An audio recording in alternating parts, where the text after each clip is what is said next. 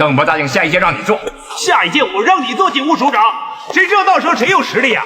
说不定我自己都完蛋了。你们老家伙死光了怎么办？到地狱跟你们谈啊，谈个屁呀！再闹下去一定开打，都没事你做了，我们也帮不了你了。不要帮，千万不要帮！我不听你们老东西瞎扯淡，我自己搞。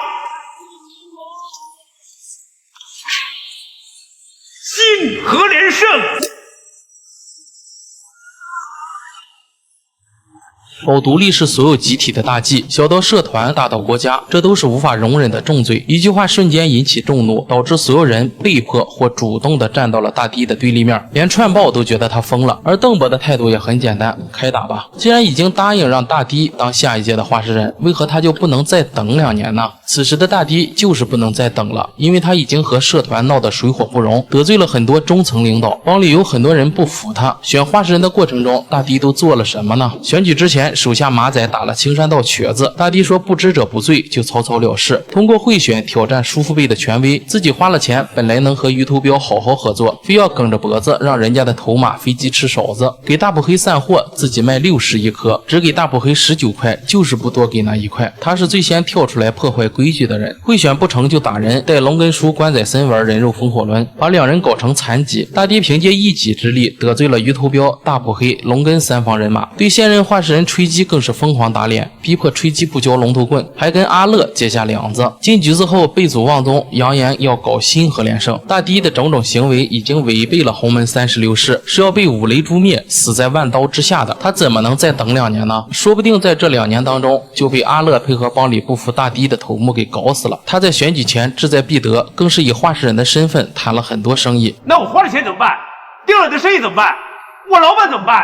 大帝说的生意是什么生意？一个混黑社会的背后还有老板？没错，每个黑社会现役的大佬背后都是有老板支持的。黑社会的生意本质是通过暴力、垄断、胁迫等手段获得非法利益，同时也会以合法生意来掩护、洗白资金或扩大势力。其背后的老板则是这些生意的主导者、组织者或者受益者。大帝选不上话事人，借来的钱要还，老板的人情要还，甚至连命都要还。大帝的幕后老板就是商人，商人求财以和为贵，只要钱到位，大家什么都可以谈。而阿乐背后的老板是谁呢？有3点蛛丝马迹。第一，阿乐可以调动香港警方的资源为己所用，串通于督察抓叔父辈，让律师见吹击。第二，此时香港已经回归，在其他帮派都响应国家号召的以和为贵，偃旗息鼓时，阿乐竟然公然唱反调，喊打喊杀，要打进尖沙咀，搞震，扰乱社会秩序。第3点，他开着一款英国车，捷豹插钩巴。导演的暗示已经很明显了，阿乐的背后老板是港英余孽。自打香港回归之后，港英余孽一直没有消停过，他们在社会各个方面制造混乱，破坏香港的安定团结，妄图掌握对香港的控制权。这也符合戴英在交出各个殖民地管理后的一贯作风。从背后的老板就能看出，大帝面对阿乐简直不堪一击。这也引出第2部中石厅长亲自出马收拾阿乐。要知道，其他社团的话事人，比如新烟的老许，只配在酒吧给我们的石厅长唱征服。就这样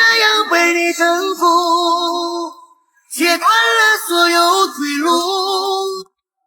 新和连胜，你怎么看，邓威？打架吧！你耍什么花样？我说不打，兄弟们会不服我，个个都打着社团的旗号混饭吃。你以为是正当生意啊？你们有没有的吃，要看我们给不给。我们不给，代客停车就扫掉。那你看街上没代客停车会怎么样？没饭吃又会怎么样？你试试看，谁犯罪我抓谁。我们和连胜有5万多人，其他社团加起来有几十万人，没规矩就是没秩序。看看你们的牢房坐不坐得下？我12岁就进了黑社会，断不了了。有的是要讲原则。徐景思听完后倒吸一口凉气，他也认为邓伯说的很有道理。邓伯要见大帝，看新和连胜有没有搞头。他心底对大帝满是复杂情绪。大帝势力庞大，在荃湾一手遮天，手下众多，行事风格狠辣且高调。他出钱贿选威胁对手，搅得此次话事人选举风波不断。对他这种肆意破坏社团传统规则的行径，邓伯打心眼里反感。在邓伯看来，社团传承多年，规矩和平衡至关重要。大帝若图大，整个何连胜怕是要陷入混乱，各方势力失衡，必然引发无休止的斗争。但邓伯也承认大敌有他的本事，能在荃湾把地盘经营得风生水起，手下死心塌地地跟着他，这份能力不容小觑。两人的这段谈话也很有意思。强势的邓伯其实是来卑微讲和的，而满腹牢骚一直在诉苦的大堤其实是态度强硬的。我想亲耳听你说一次，我怕串报呢年纪大，传错了话。邓伯来见大堤就是来求和的，真要开打用不着见大堤，怕传报传错话，其实就是在给大堤台阶下。邓伯，我出来想为了什么？一心只想为社团做点事，我都做足了，给钱的给钱，出力的出力，是龙跟那个混蛋从中作梗才选不上。你说现在的结果公道吗？大堤如果此时下个台阶服个软，是传报听错了，我没有搞分裂的想法，或者主动认个错，都还有挽回的余地。但大堤转移话题，开始诉苦，抨击叔父辈选举不公道，这让邓伯意识到问题的严重，社团的稳定高于一切，这是他一辈子坚守的底线，他不能任由大堤胡来。是不是你说要搞个新何连胜出来？我比阿乐强，是他们瞎了眼，难道错也跟了？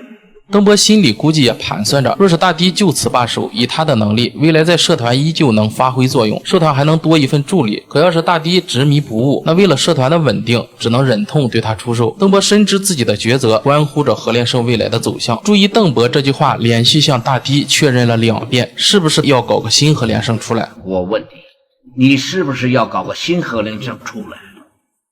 我想大家好，大家又不服我，那多没意思啊！那就各走各的喽。大堤依旧没有正面回答，还在抱怨着。在这个语境中，他没有否认，就是默认还要搞新何连胜。大堤的谈吐孩子气十足，从略带撒娇的口吻转到恼羞成怒，孩子怎么能和大人斗呢？邓伯心里叹了口气，他明白大堤还是没有放下执念。那好吧，可以打了。三儿，麻烦你。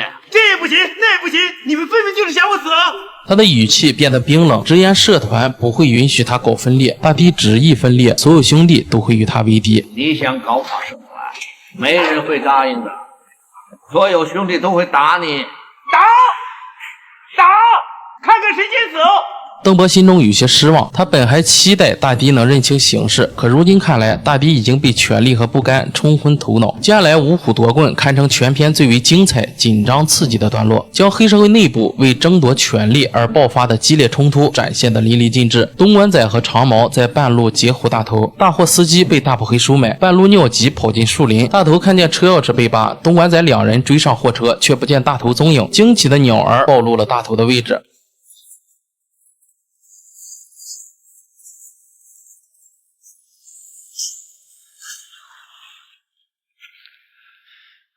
龙头棍给我，我怎么跟我老大交代？我跟你没过节，别逼我打你。东莞仔捡起地上的一根大木棒，对着大头一顿输出。大头嘴里念的是洪门36式：四劫兄弟财物，暗帮外人抢夺兄弟财物者，五雷诛灭，不得强为。如有持枪欺弱者，死在万刀之下。讽刺的是，洪门36式对违规者的惩罚是五雷诛灭，死在万刀之下。可此刻挨揍的却是大头。遵守帮规传统的大头，属于死忠帮派的一类，是社团老派红棍的缩影。这个角色最打动人的是他身上的不合时宜，在人人都想踩着规矩往上爬的社团里，大头带着老江湖的憨直和笨拙，他的存在恰恰反衬出黑社会所谓义气的虚伪。当阿乐用利益收买人心，大堤用暴力打破平衡时，只有大头还在信奉那些早已过时的信条。正如总舵主陈近南在《鹿鼎记》中所说，读过书明事理的人大多数已经在清廷里面当官了，所以如果我们要对抗清廷，就要用一些蠢一点的人。对付那些蠢人，就绝不可以跟他们说真话，必须要用宗教形式来催眠他们，使他们觉得所做的事情都是对的。所以反清复明只不过是个口号，跟阿弥陀佛其实是一样的。大头的悲剧性也在于此，他守的规矩早已被权力碾碎，最终活成了权力更迭中最沉默的牺牲品。另一头，社团的头目们聚在一起，探讨如何处理大堤。谈得来又怎么样？就算搭档也没情讲，害社团，背祖忘宗，分裂国家就不行。出来混的讲究的是利益，大堤强势时，头目们只敢怒不敢言。现在你大堤要分裂社团，把帮派内部矛盾搞成敌我矛盾，就站在了所有人的对立面。之前一直忍气吞声的大破黑第一个跳出来反对。废话少说，乐哥才怎么样？召集人马打他，我们这边随时可以动手杀进全湾。龙根这方人马由于关宰森被打残，所以吉米出来主事。大迪拉着龙根和关宰森玩人肉风火轮，吉米本身是带着气的，要不是阿乐这个准话事人摁着，吉米之前就要干大迪。现在刚好师出有名，名正言顺的打进全湾。乐哥2句话，先找到棍子，等他出来再说。正当大头被打得奄奄一息时，接到高老的电话：“我是老大，大捕黑的手下东莞仔正在大陆。”什么仔？东莞听社团仔做事，先帮阿乐找到棍子。怎么了，老大？大地大疯了，说要搞个新核联省。二人握手言和，将龙头棍交予东莞仔。兄弟拖进钱以及杂物，必要尽心交妥地道。如有私骗者，死在万刀之下。不好意思。东莞仔接线打火，开走货车。等长毛追来时，已经不见踪影。你们说完了吗？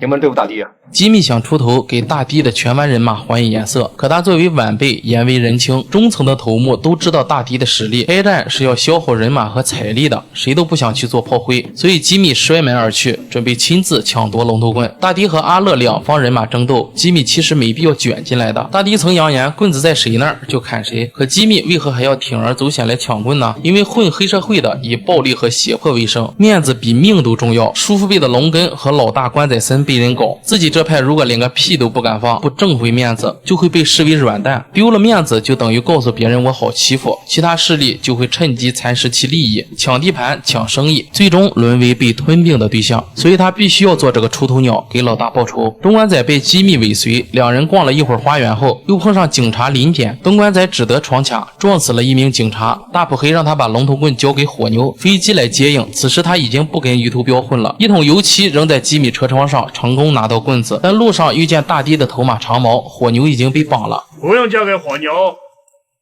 交给我。拿来呀！棍子我只会交给火牛。这段极具杜 Sir 冷冽肃杀的风格，拍摄的紧张写意。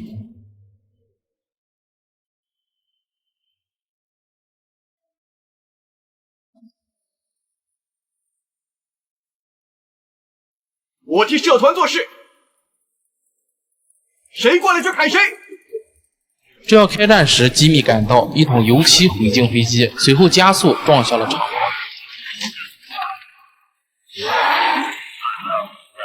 甩飞机油漆也是有仇必报，虽然下一秒就要并肩作战，但上一秒的亏我不能吃。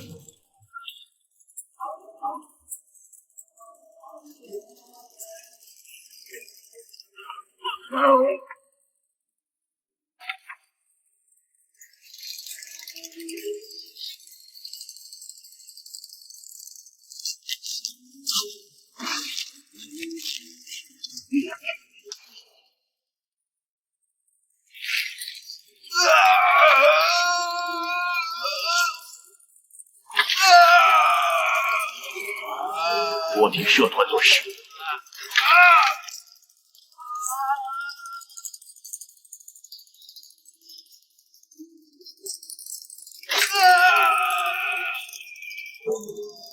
吉米捡起地上的垃圾桶，套在长毛身上，将长毛硬生生地塞进垃圾桶。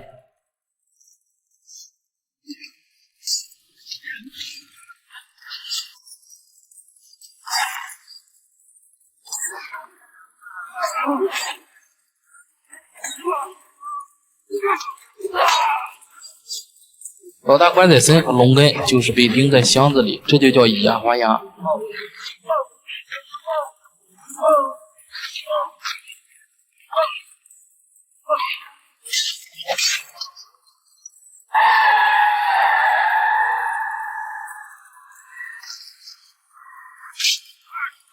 下车。飞机以1敌6，血洗街头，自己也身负重伤。吉米危急关头救下了他。飞机已经昏迷，拿到龙头棍后，吉米仔还不忘叫救护车，将外套盖在飞机身上，等救护车来了，自己才走。而另一边的医院 ICU 里的吹鸡要见欧记，作为污点证人指认大迪，找人搞定他，他是在拘留病房。喂，搞定他，我没把握。